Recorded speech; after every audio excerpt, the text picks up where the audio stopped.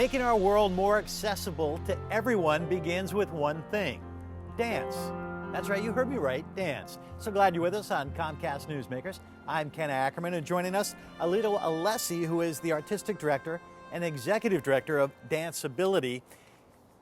I said something, I don't understand what I said, so you have to explain it to me first. Okay, well, various abilities exist in all communities in the world. So various communities is a representation of diversity. People with disabilities are a big part of that, about the differences between people. And those differences do not create problems.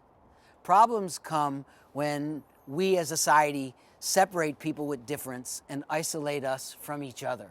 So how does dance factor into this? So dance, all bodies move and all bodies express themselves in movement. So there's a common language that unites all people, and that's a natural language of the body. And so we've developed a methodology to use the language of the body for bringing all people together simultaneously. We work with able-bodied people as well as people of all disabilities together simultaneously to facilitate communication through movement.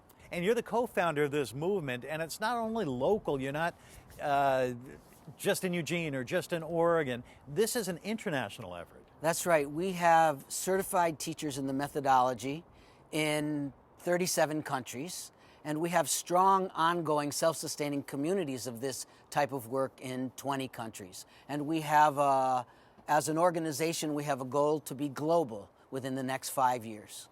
So how do you spread the word? Do you travel to these other countries? Yes, in the past 6 months, I've been to 10 countries. And when you go to a country, say Mongolia, what do you find the hindrance there for people is greater than it is here in the United States? Well, like for example, the mother of a 14-year-old girl in a wheelchair said to me, "I want to thank you so much. This is the first time that my daughter's ever been in a social environment." The reality for people with disabilities in many countries of the world is they don't have access even to get out of their home, let alone once they're out of their home to get someplace else. So the bottom line is it all boils down to democracy. Yes, exactly. Equality and options available for everybody. And the thing that's the most interesting for me is most people think, oh, it's a nice thing that you do for people with disabilities. But in reality, we all learn from each other equally. All education is vice versa. So every person who meets another person has the ability to learn something that actually our society needs to be educating each other about, so that we'll evolve in a direction that's more accessible for all people. You have a performance coming up November 1st. How does dance and the University of Oregon's Architecture and Allied Arts Department commingle? Well, I'm working with the dean of that department. Her name's Frances Brunet, and people in the departments of architecture are interested in design to make the world a better place for all people. So in our dance performance, we have professional dancers from throughout the area, as well as people with disabilities. And we're working with an installation that has been designed by that department.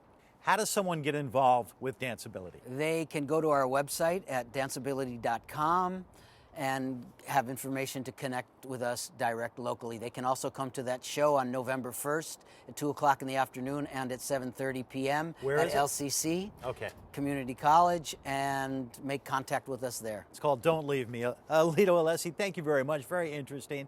We appreciate you joining us on Comcast Newsmakers. Thank you for being here as well from Autzen Stadium. Make it a great day.